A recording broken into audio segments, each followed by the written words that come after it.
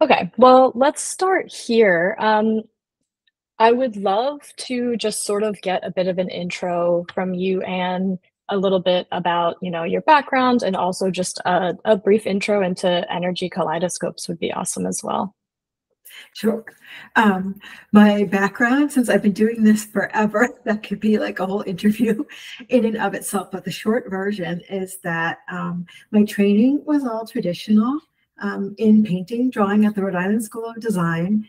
And I never thought I would have anything to do with computers until I was working in New York, actually in banking.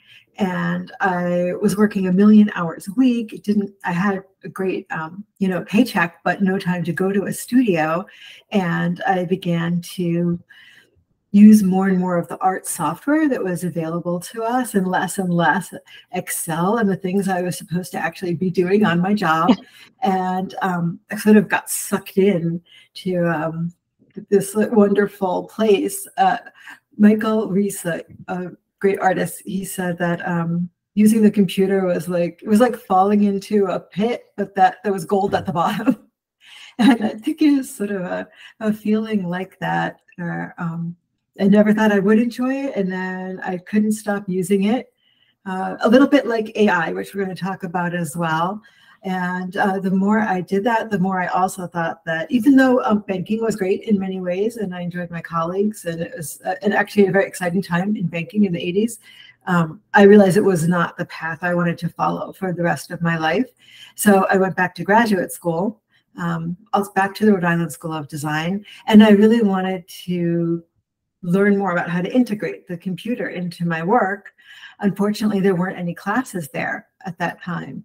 And the head of graduate studies said, hey, why don't you teach a class? And it's actually an amazing way to really learn something, is to have to explain it to someone else. So that began my whole voyage of started working on the book that I would eventually publish, The Computer and the Visual Arts, and really, embarking on truly understanding this field and getting a deep knowledge of it. That's awesome. And that's such a really nice sort of beautiful smattering of your background and sort of how that comes into energy kaleidoscopes, because it's this combination of, technology, symbolism, mathematics, like all of these sort of a lot of the like base things that sort of, ground where a lot of, I imagine, your sort of background comes from. Like, I'd love to maybe just hear a little bit more about the themes within energy kaleidoscopes, what inspired the creation, and what you hope collectors sort of take away from it. Yeah, absolutely. So I left out in that whole narrative that I had started at the Rhode Island School of Design, but I ended up transferring nearby to Brown University to study mathematics. And I really loved math. I was a pure math major. When I graduated, I found out there's no jobs for that. I went to career studies, and I said, oh, what could I actually do with this major? And they said, you could be an actuary. And I had to go look that up, and it's, predicting when people will die for insurance companies. And I was like, I don't think so. But I love patterning. I love the way mathematics give you, a kind of truth that's difficult to find in other areas, I think. And I just think it's an incredibly beautiful field. So that's one of the reasons that the computer as an artistic tool also appeals to me, that you can employ mathematical things and explore, a realm of kind of purity and truth that I think is hard to get to sometimes with traditional media. That's a really beautiful So, point. yeah, and I love physics. I was originally going to be a physics major when I transferred, till I took electricity and magnetism, and I was like, what? The Oh electrons my are actually gosh. going in the other direction, and I had labs, and I also had studio courses, and it was too much time. But I read layperson's physics articles, so I'm always reading about, the quantum world, which is one of the more bizarre, things you can read about. And I love how bizarre it is. So I love reading about quarks, and you'll see that the traits for these have the quark names up, down, and strange, and that it's just, you couldn't make up something more bizarre, frankly, than the way it seems that our universe is put together. It's excitingly bizarre. Oh God, I love that. I love that so much. And just that like worlds colliding of like math and art and how inherently connected they are as well. I feel like such a beautiful physical representation of worlds colliding too. And it's that kind of goes into the next question as well. And the way that Energy Kaleidoscope draws inspiration, from particle accelerators, geometry, the cosmos, the arcane, like that relationship between the scientific mathematic exploration and the artistic expression and there's still something so emotional about these pieces as well that feels so human, and there's something that I still feel very human about it, and that's how did you get those elements and ideas to come together into one? Well, I hope that always my artwork has an emotional, Yes. human element to it. But I love that question because I'm also obsessed with Carl Jung and the idea of the collective unconscious. So for me, working with AI, which involves companies scraping images from our kind of collective image making, is a way of accessing the collective unconscious, I think, that hasn't been possible before. So I'm very intrigued by that. And also symbolism and how it resonates through different time periods and cultures. So, sort of a lightning flash as a metaphor for spiritual transformation and insight is something that appears throughout different times and cultures and seemed to me to connect with this whole sort of quantum explosion, particle acceleration, smashing elements together kind of process. And then the way, these were turning out when I was exploring using stable diffusion to make these abstract patterns. So to me, it made a weird kind of sense altogether. That might sound like just total nonsense, but in my mind, it made sense. Absolutely. No, it really does. And it comes across. There's something that's so beautifully cohesive about just the chaos of the universe and the chaos of being human and just all of it intertwined. I'm all about the Um, chaos. yeah, exactly. Lots of So chaos.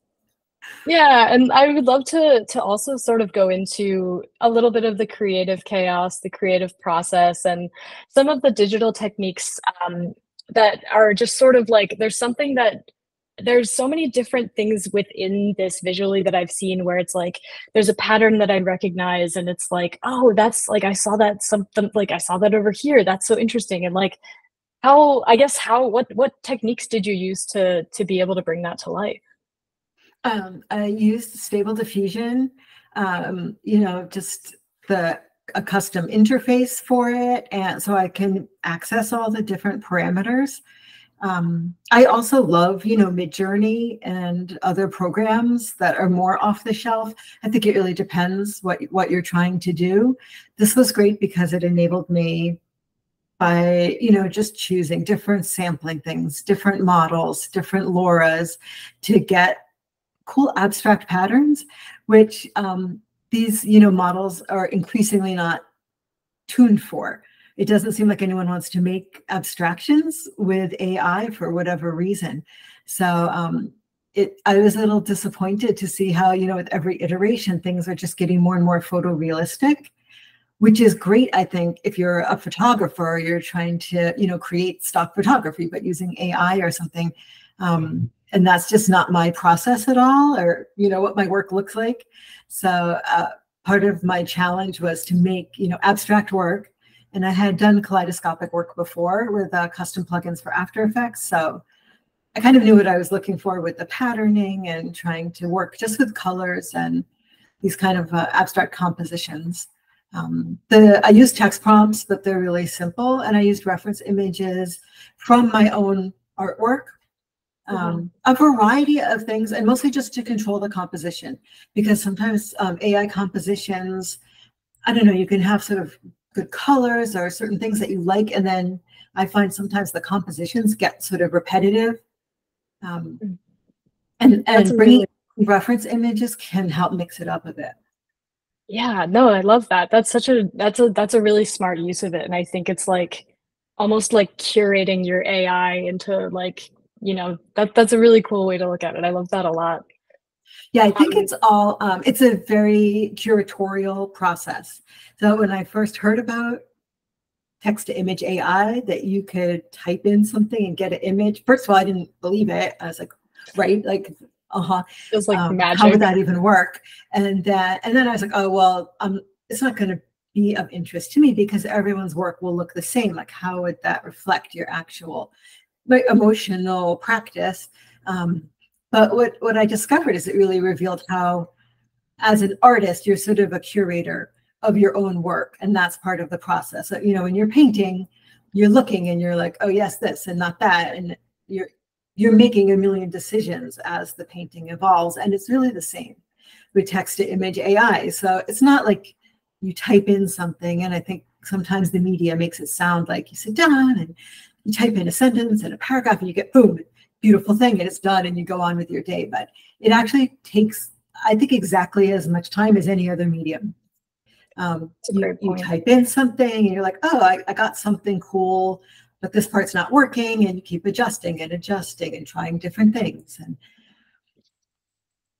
it's done when it is your work and it looks like your work. So my AI text to image stuff looks like all my other artwork, which is still kind of a surprise to me, but less now that I've thought more about the process of making artwork. And that makes perfect sense too when you think of AI almost as a tool, like something that you're collaborating with, or like, that curation that I have seen so many successful ways to use it as a tool versus like the concept of thinking of it as an end all be all, because it will always require a human touch to have any content whatsoever. So it's a Yeah, beautiful thing, I think. It is. yeah. And I upscale the videos after, and also do stuff in After Effects, lightly color grading kind of things as well. Exactly. Exactly. The Anne Spalter touch. I love it.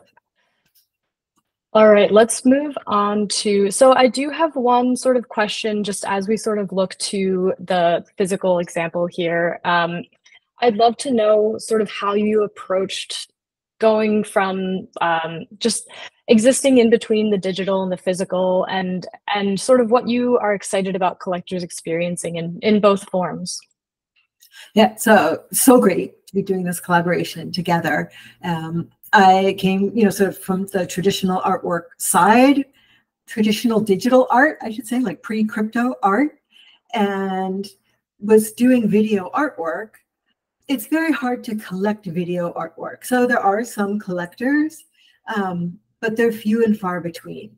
It takes commitment to have, screens in your house, and often you have to install an outlet in your wall or buy a special kind of screen. And I really don't like it when people show video on their TV, video art. I think it takes away Exactly. from the experience of it.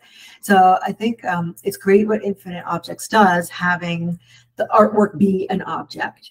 It's not a screensaver. It's not, in a reel with 12 other things. It's not that it's showing your work, but oh, you can also access everything from the Metropolitan Museum of Art. It's just its own thing. And unlike also some other screens that I've bought, for clients to purchase video art, it's really easy to use. So I'm excited that collectors who have never collected video art, and maybe also who have never collected any kind of NFT or crypto art, and maybe don't care about that space at all, but are interested in, digital art and new forms of art, can collect this, because you receive it, you plug it in, that's it. Like, you don't have, there's no remote, there's no on-off switch, there's nothing you have to do, it's nothing to break. The ones I've had have like run forever without a problem. So I think it's a way to make this kind of sort of futuristic art collecting really easy for people, and unthreatening, and like very low threshold. So when this drop goes live, you don't need a crypto wallet. You don't need to have any knowledge or background in any of these fields to get both the NFT and the physical object. So well said. I couldn't have said it better myself. And it is such a nice, it's such a good way for the crypto natives, for art collectors, for if that's your native, like it's such a good sort of in between. I think it's a beautiful translation. Yeah, and it's Um, hard to tell just from the little samples I've posted and this, but the videos right. are over 15 minutes long. So the video object that you get is not just the short NFT loop that you also get, or even the examples that you've been seeing. It's a really long video. Exactly. And that's sort of something that's so magical about this physical, which is just like that content, which, as you mentioned, can't be switched out, because that really is the value and the magic of this, is that content, like a print or a photograph, a poster, like that is forever the content that it is. So really, really cool and exciting. I would love to just get into one last question, just sort of about talking about how mediums have changed throughout your career, and how, traditional can mean so many different things, which I kind of love. Right? I studied art history, so like hearing traditional, I'm always like, yes, that traditional. But like you brought up such a good point, which is like traditional digital art that existed before crypto. Like that's such a beautiful thing to point out. Like that did exist pre, I want to say 2017 even. Like it's been around for a very long time, and I'd love to just sort of know, are there any sort of like, is there any tech you're excited about, or anything like moving forward that, I don't know, you want to talk about, or any projects that you're excited to touch? Just like where's the future? What's on your brain? I mean, as I've mentioned, I used AI to create these, and I think we're only at the beginning of what that is going to offer people. Literally every week, platforms announce, major upgrades. Apple just had its Worldwide Developer Conference keynote today and showed how AI is going to be integrated into like Macs and iPhones. And I think the near future is going to be actually pretty different than today. And for artists and people who want to communicate visually, I think it's really exciting to be able to kind of think of an idea and have an image or a video to communicate that idea visually with someone else. So I think people who might not have been communicating as much visually because they don't know how to draw or they're not trained in that way, that these tools are going to let people have access to that. And it's going to be a pretty exciting new world.